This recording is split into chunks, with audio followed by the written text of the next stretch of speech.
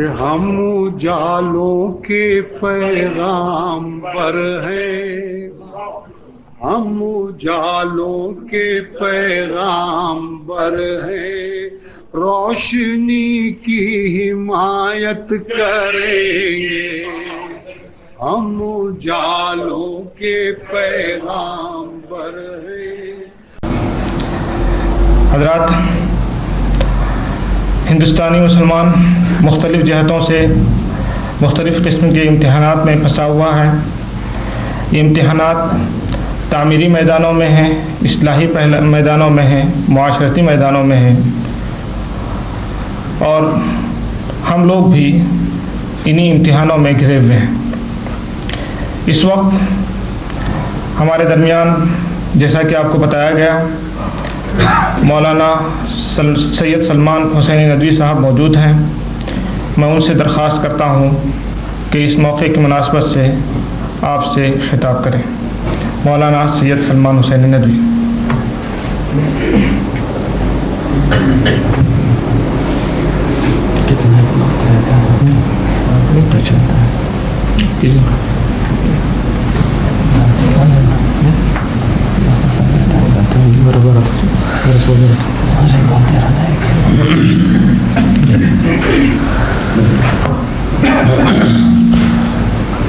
الحمد للہ وکفی وسلام علی عبادہ الذین اصطفی، اما بعد۔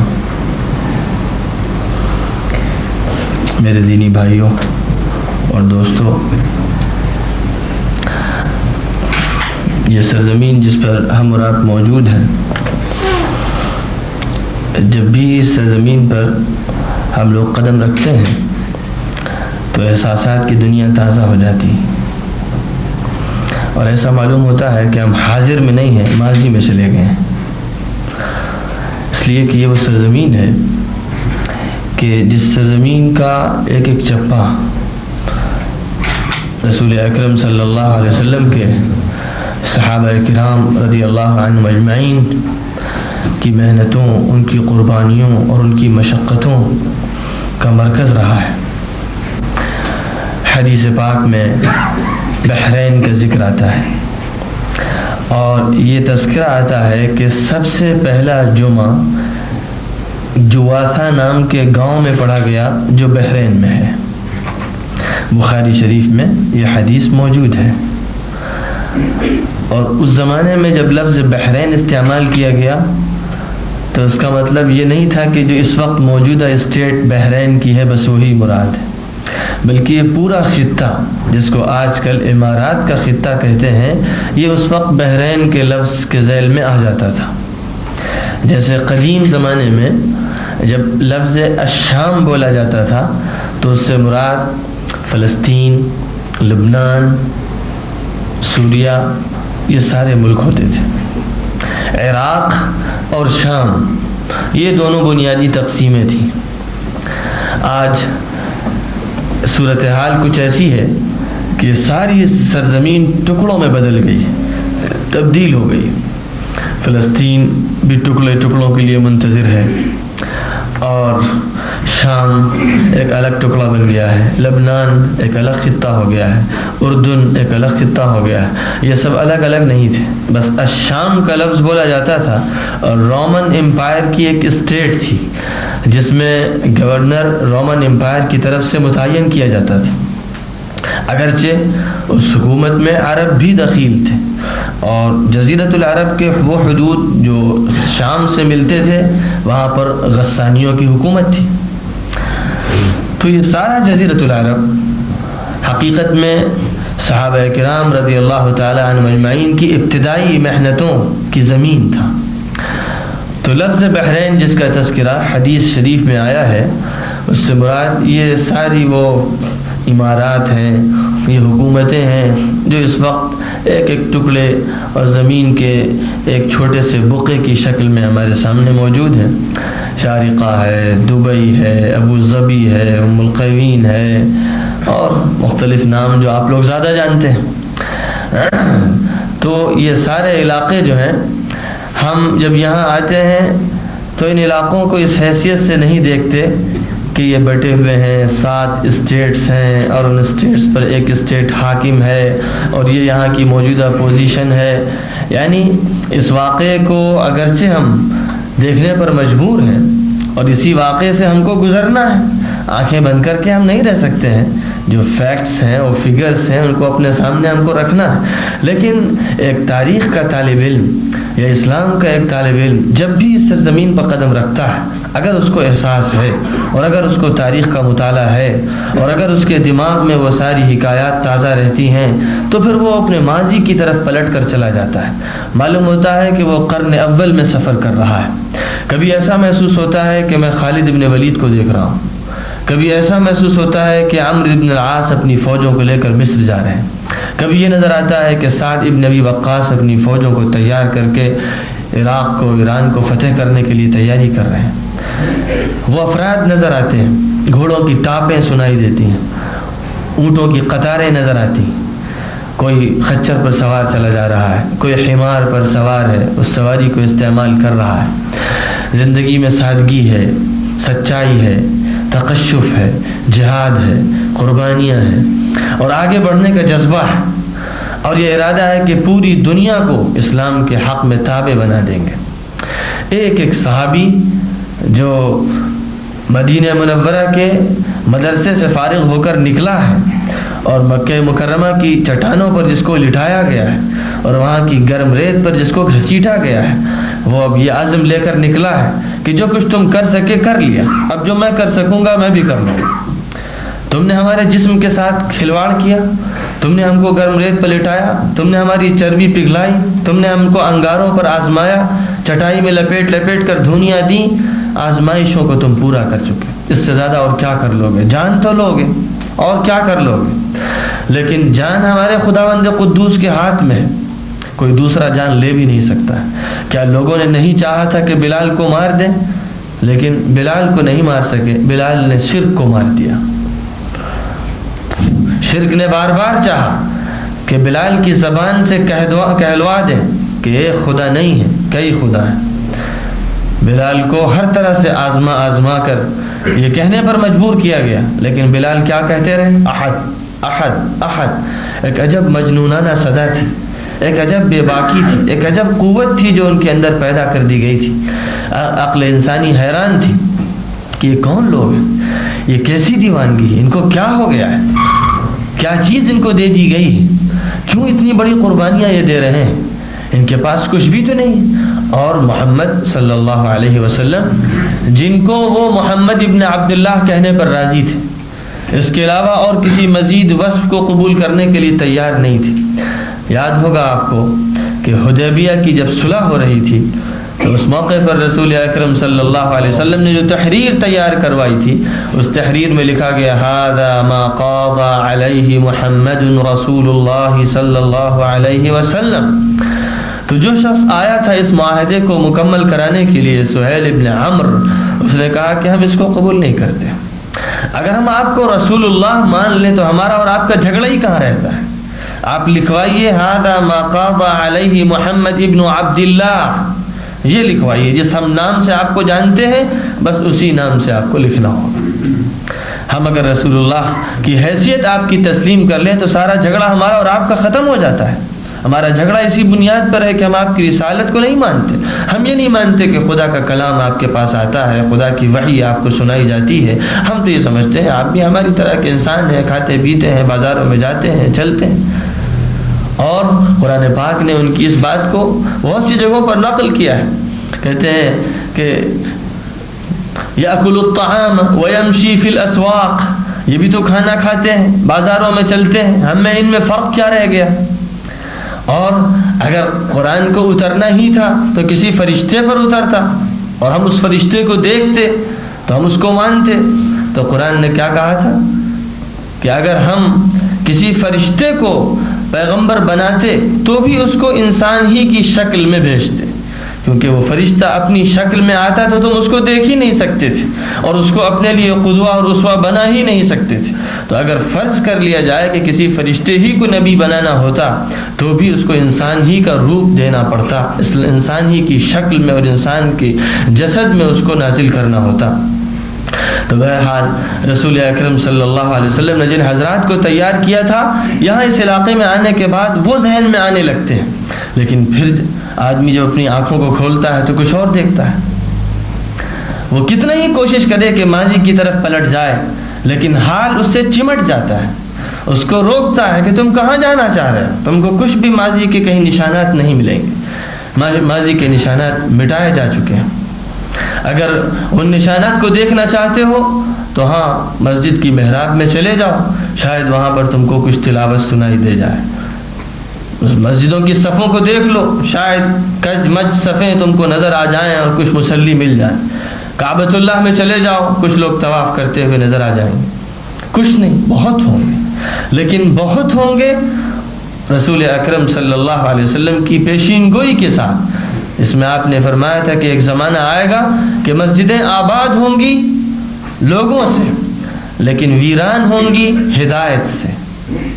مسجدیں آباد ہوں گی لوگوں سے، لوگ بھرے ہزاروں کی تعداد میں مسجدیں پھٹی پڑی ہیں، اور بیت اللہ کا جو مطاف ہے وہ بھی لاکھوں انسانوں سے پھٹا پڑا ہوا ہے، لیکن وہی خراب من الہدی، فرمایا ہدایت سے خالی ہوں گی۔ اور جب آپ نے مسجدیں فرمایا تو یاد رکھنا چاہیے کہ مسجدوں کا جو لفظ ہے وہ مسجد نبوی اور مسجد حرام اور مسجد اقصی اور تمام مساجد سے متعلق۔ کیا آج مسجد اقصی اپنا رونا نہیں رو رہی؟ اگر یہ معنی ہوتے مسجد اقصی کے تحفظ کے اور اس کی برکت اور اس کی عظمت کے کہ ہمیشہ اس میں تلاوتیں ہوں گی، نمازیں پڑھی جائیں گی، ذکر الہی سے معمور رہے گی، تو آج کیا یہ دور مسلمانوں کو دیکھنا پڑتا کہ آج اس مسجد میں نماز بھی وہ نہیں پڑھ سکتے، قرآن پاک کی ایک آیت بھی نہیں پڑھ سکتے، ناپاک اور گندے اور نجس یہودی اس پر قبضہ کیے ہوئے ہیں۔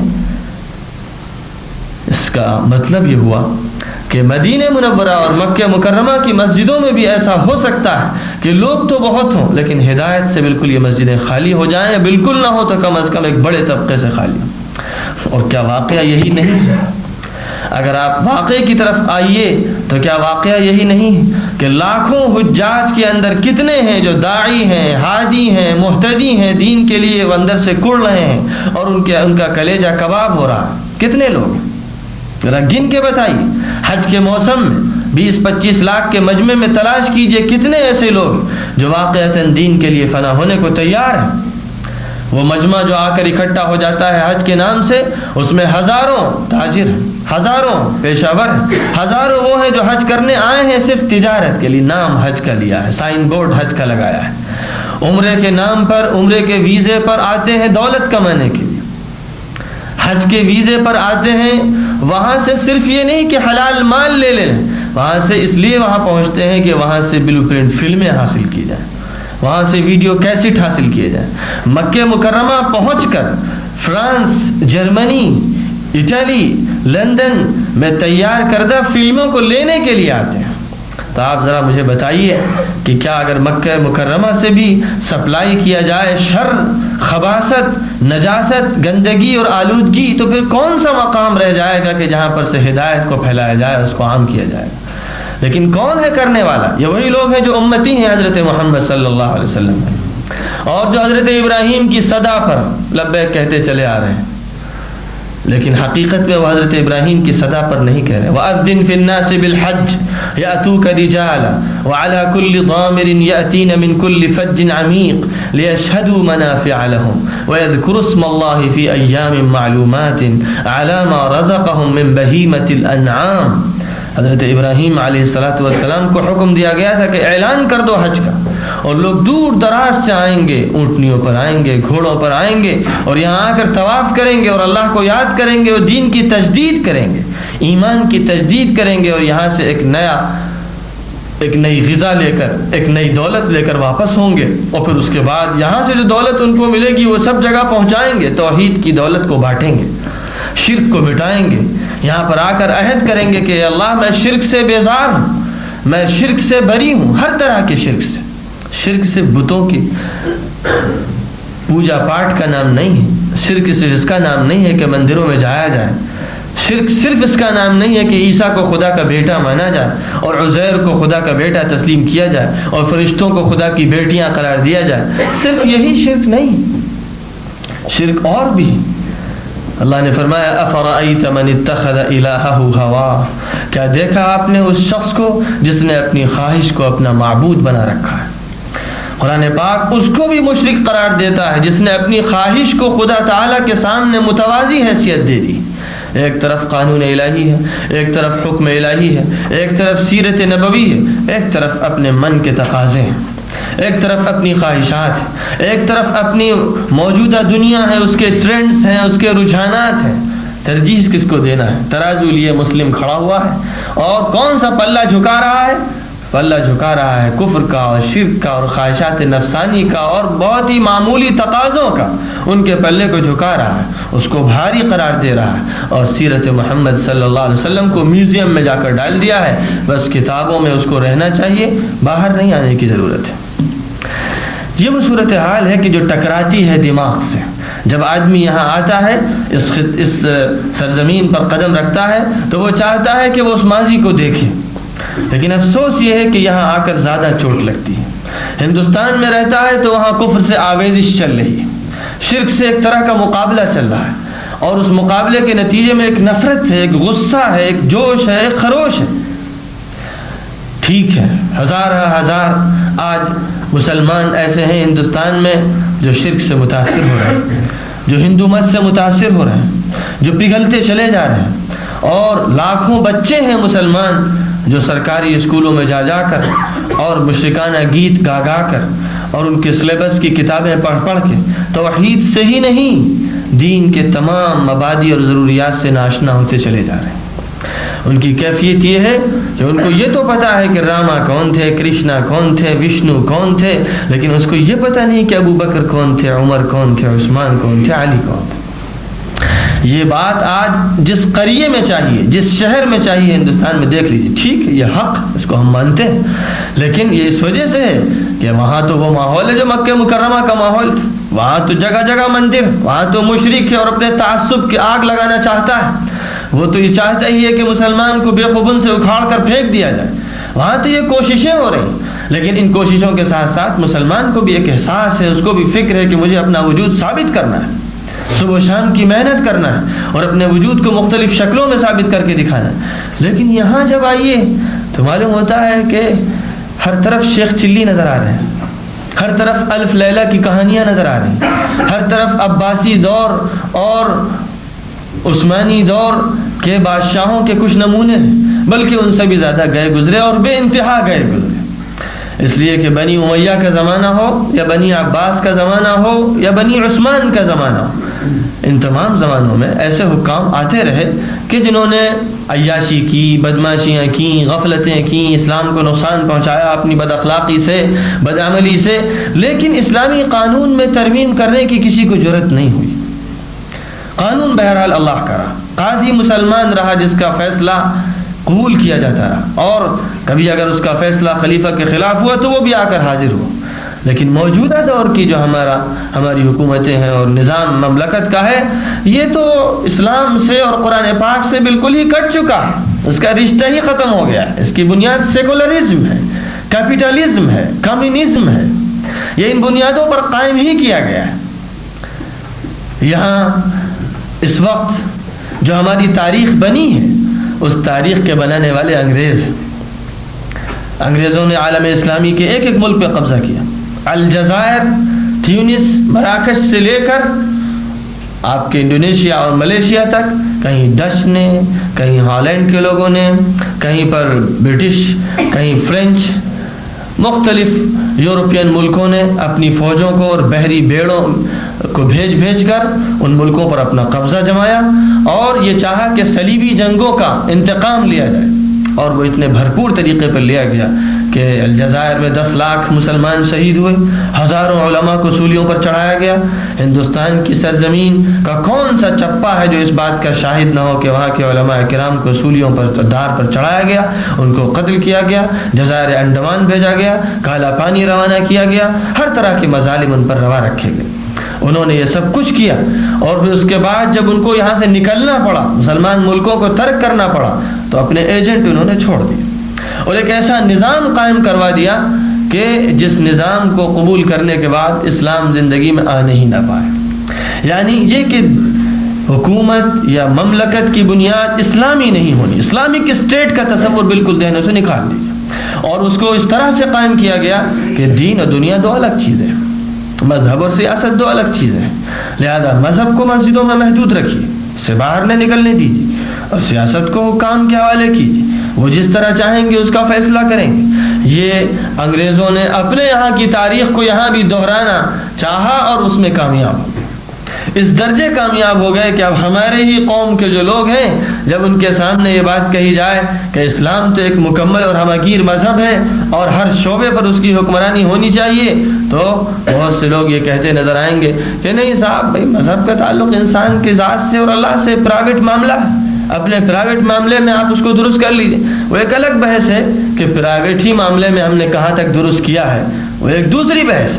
لیکن اس سے ہٹ کر یہ بات کہنا خود کفر ہے، اس لیے کہ اس کا مطلب یہ ہوا کہ آپ دین کی تفریق کے مرتکب ہو رہے ہیں. دین کے ایک حصے کو تو صحیح مان رہے ہیں، ایک حصے کے منکر ہو رہے ہیں آپ، اور دین دونوں کے مجموعے کا نام ہے.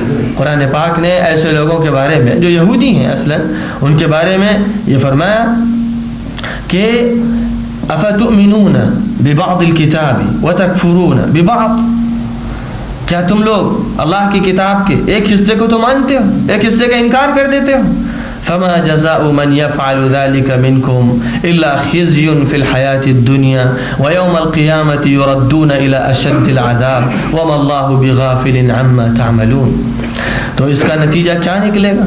اس کی سزا، فرمایا اللہ نے، اس کی سزا اس کے علاوہ اور کچھ بھی نہیں ہے کہ دنیا کی زندگی میں رسوائی تم کو دی جائے اور آخرت میں سخت عذاب دیا جائے. یہ بات کون کہا ہے؟ جو خدا ہے، علیم ہے، خبیر ہے، بصیر ہے، جس نے ہم کو بنایا ہے. ہم ہوتے ہیں اپنا فیصلہ کرنے والے، ہم چلائیں گے اپنا نظام، ہم جو چاہیں گے فیصلہ کریں گے، ہمارا جو دماغ کہے گا.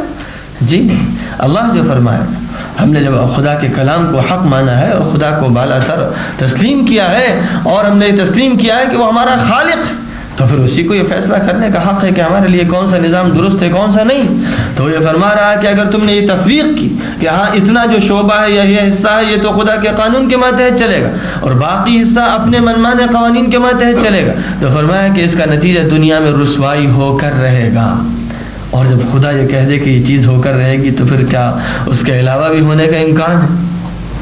خدا کی جو پیشین گوئی ہے، حالانکہ اس کے یہاں کوئی چیز پیش اور کوئی پس نہیں ہوتی. والاول والآخر والظاہر والباطن، وہ اول بھی ہے آخر بھی ہے، اس کے لیے کوئی زمانہ نہیں، سارے زمانوں پر وہ حاوی. لیکن جب وہ یہ فرما رہا ہے کہ ایسا ہونا ہے، اگر تم اللہ کے قانون کو کسی بھی گوشے میں چھوڑو گے، اور چھوڑنے سے مراد یہ کہ اعتقادی طور پر اس کو تسلیم نہیں کرو گے، تو رسوائی کے علاوہ کچھ حاصل نہیں ہوگا. آج موجودہ عالم اسلامی میں سب سے بڑا جو بنیادی مرض ہے، جہاں سے بات شروع ہوئی، وہ یہ ہے کہ اعتقادی طور پر دین کے ایک حصے کو تو تسلیم کیا بہت سے لوگوں نے، اور ایک حصے کا انکار کر دیا. اور ایک بہت بڑا طبقہ وہ ہے جو پورے ہی دین کو نہیں مانتا. ایک ملحد طبقہ کھلے بندوں دین کا مذاق اڑاتا ہے. وہ مصر میں بھی ہے، شام میں بھی ہے، عراق میں بھی ہے، جہاں آپ ہیں وہاں بھی ہے، اور ہر ملک میں موجود ہے. اخباروں کے ذریعے مذاق اڑاتا ہے، ٹی وی کے ذریعے مذاق اڑاتا ہے، پرچوں رسالوں کے ذریعے دین کا مذاق اڑاتا ہے، وہ مختلف قسم کے کارٹون بنا کر مذاق اڑاتا ہے. ایک وہ طبقہ ہے. خیر یہ طبقہ تو کھلا ہوا کافر ہے، اس کو تو پہچان لینا چاہیے اور پھر اس سے مقابلہ کرنا چاہیے. ایک دوسرا طبقہ ہے جو ہاں اور ہی بھی کرتا رہتا ہے، یعنی اسلام کا نام بھی لیتا رہتا ہے، مسجد میں آ کر پیشانی بھی ٹیک دیتا ہے، لیکن اس کے بعد پھر وہ کھلا کفر خاموشی سے کرتا رہتا ہے. یہ منافقین ہیں جو ہماری آستینوں کے سانپ بنے ہوئے ہیں، جو ملت اسلامیہ کو داغدار کر رہے ہیں اور جو اس کو نقصان پہنچا رہے ہیں. یہ وہ ماحول ہے جو اس وقت قائم ہے. ہم اجالوں کے پیغام پر ہیں، ہم اجالوں کے پیغام پر ہیں، روشنی کی حمایت کریں گے. ہم اجالوں کے پیغام پر ہیں.